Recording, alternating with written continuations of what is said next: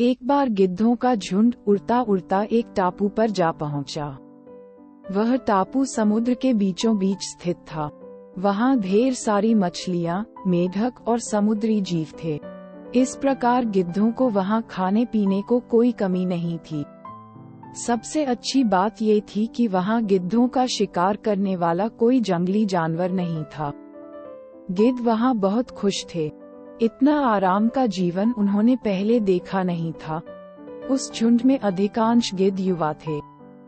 वे सोचने लगे कि अब जीवन भर इसी टापू पर रहना है, यहाँ से कहीं नहीं जाना, क्योंकि इतना आरामदायक जीवन कहीं नहीं मिलेगा।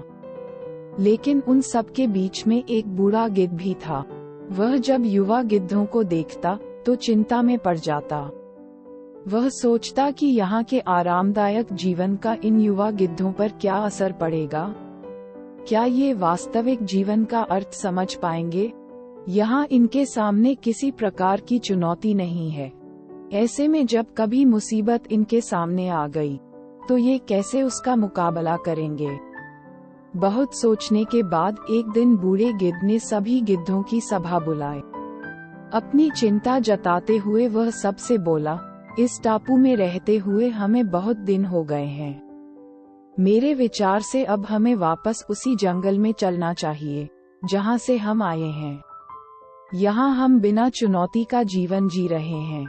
ऐसे में हम कभी भी मुसीबत के लिए तैयार नहीं हो पाएंगे। युवा गिद्धों ने उसकी बात सुनकर भी अनसुनी कर दी। उन्हें लगा कि बढ़ती उम्र के असर से बूढ़ा गिद्ध सठिया गया है, इसलिए ऐसी बेकार की बातें कर रहा है। उन्होंने टापू की आराम की जिंदगी छोड़कर जाने से मना कर दिया। बूढ़े गिद्ध ने उन्हें समझाने की कोशिश की। तुम सब ध्यान नहीं दे रहे कि आराम के आदी हो जाने के कारण तुम लोग उड़ना तक भूल चुके हो।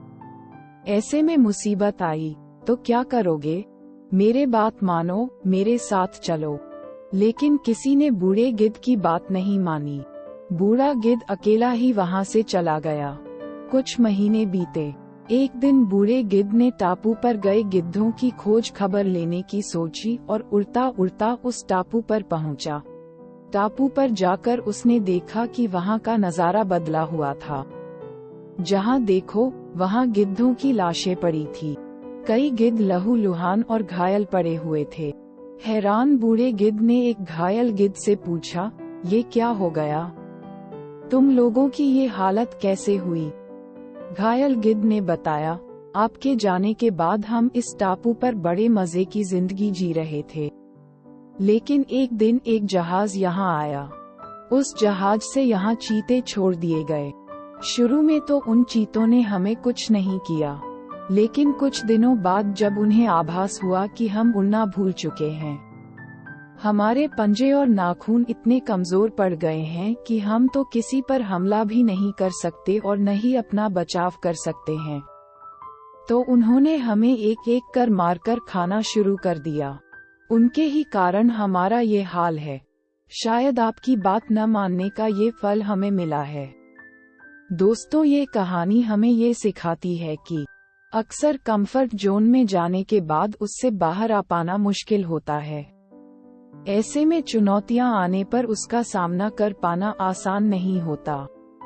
इसलिए कभी भी कंफर्ट जोन में जाकर खुश न हो जाएं।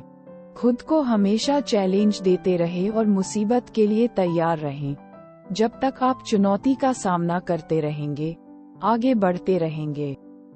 आपको ये कहानी अच्छी लगी तो अपने दोस्तों के साथ शेयर और सब्सक्राइब जरूर करें। धन्यवाद।